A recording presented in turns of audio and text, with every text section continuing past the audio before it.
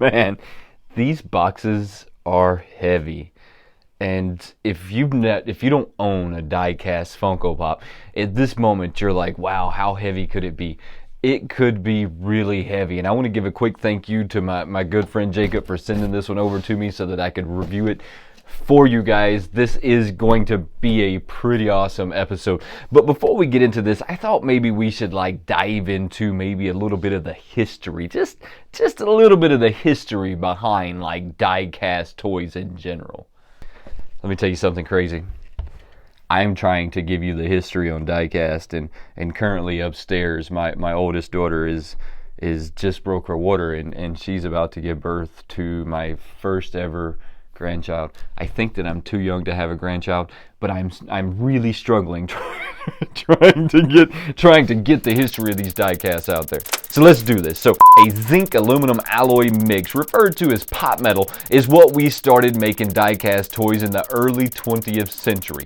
Now, going much further back than that's kind of difficult. You know how it works. History wasn't recorded that well. So what we're going to say is one of the first companies out there was Dinky Toys or Dinky Cars, however you would like to refer to these guys. They started making small vans, small cars, but finding one before World War II is kind of tough because they just didn't age that well. They would crack and deteriorate for no good reason, so there's not that many of them out there anymore. After that, we had the well-known company of Matchbox. Matchbox started in 1964, and then we had Hot Wheel coming to the scenes in 1968. The rest is history from there. We've had years and years and years of great cars, great die-cast, great toys from all of these companies out there. Fast forward to 2021, and we now have Funko. Funko started making die-cast toys last year. They started off with Captain America, and then they've done several since then. This is going to be, hold on, I'm going to let you see this because this one's going to be a surprise. This is not one of them that I have in my collection. I said that my friend Jacob sent this one over so that I could show it to all of y'all. We could show it off. We could talk about it. We could go through the history of die-cast. That was super hard. But anyways, we got through it, right? We managed to get through that one. So this should be Wonder Woman. It is still in the wrap. I love how they wrap these guys. They put them in this really awesome wrap to make sure that the box itself doesn't get any scratches or nicks or dings. I think that just shows that Funko goes a step further when it comes to these die-cast versus their pops. But they also cost a little bit more. So these are averaging somewhere around 60 bucks if I'm thinking correctly. I can't really remember though because the last one I bought was the Captain American. The Captain America was a exclusive, just like this Wonder Woman is. I love these boxes. I absolutely love these boxes. This one is number 4 out of the group. This box is that all black, which is, look, I think that all black with that color pop on there is just really insanely good looking. I almost wish though that maybe there was some kind of a window in here, but I 100% understand why we don't have a window in there.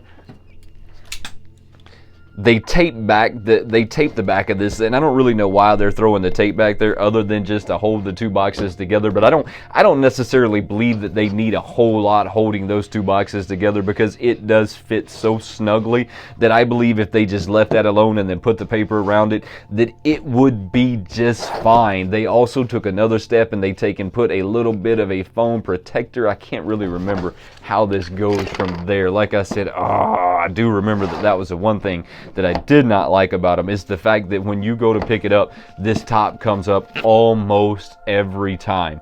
They should, this one is broke. Oh man, that is garbage. Garbage. Funko, you sent that one broke. What is wrong with y'all?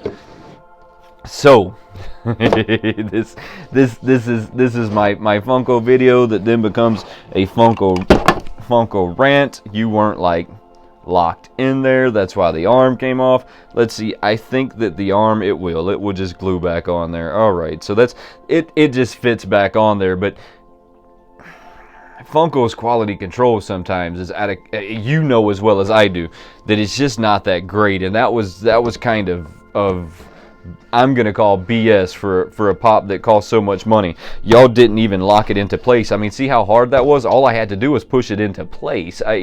Whoa, all right, let's get past that one. I don't like the idea that this thing slides up and down so easily. I wish there was some kind of locking mechanism that would keep that from sliding it up and down, because this is what happens when people come to see this.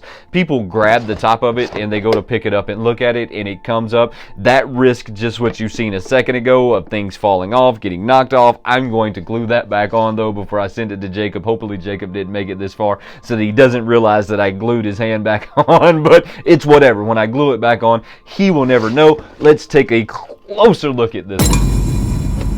There is just something a little different about this die cast when it comes to the painting. The painting on these are just different, and it has to do with the metal. For some reason, painting on metal always looks better than painting on plastic. And I brought over the Funko Freddy so that I could show you this and explain this in a little bit different way. You can see that how well the flesh tone takes on the metal versus the plastic, right? So on the plastic, the flesh tone is there, and you can see it's there, but it's not nearly as detailed and as accurate and as flat and as crisp as you were getting on the metal. There is just a difference from painting on metal to painting on plastic. It's insane, and without putting the two side by side, or maybe if you just weren't a painter, you just don't seem to notice those things as much as maybe I did in the last one I seen, but they look really well. I like how they have the blush in there. I really like her shield. I hate the fact that the hand fell off, but I'm going to keep that to myself. We're just going to fix it and not tell anybody. She looks really good. Now let's take a closer look at this clear case that they're putting these in. These etched clear cases, I wish that we would see these a lot more. I almost believe that maybe somebody out there is going to start making these etched clear cases for all of the pops if they haven't already. I think that this is an opportunity that we're missing out on as a community. If I had an etcher, I would probably start doing this myself, if I'm being completely honest with you. These die-cast pops just take a look that's a little different than the rest of them that I appreciate, but I just don't, I haven't gotten behind them. One, because the price of them's a little bit expensive. I did get the very first one, the Captain America. If you want to go see that, I'll throw this video up here at some point. Go check that out when you have a free minute. This is the universe at this point telling you that you should probably go ahead and hit that subscribe button and throw a thumbs up and do whatever it is that we're supposed to tell you to do, but I'm not going to do that. All I'm going to say to you now is, hey, look, I appreciate you coming to hang out with me, and I'll see you in the next video. Have a good one.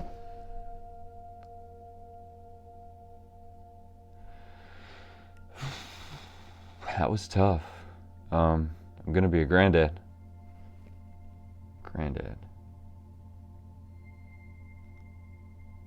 Whoa.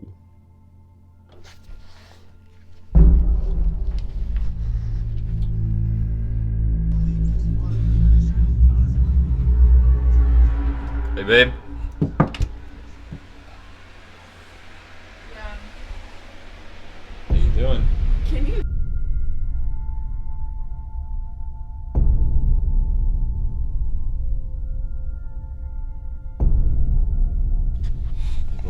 It's gonna be okay.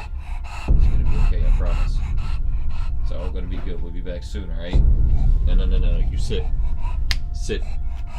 Stay. Alright, if you need anything, call. You got this, remember. Okay, just breathe. It'll be over soon. Okay? Alright, love you.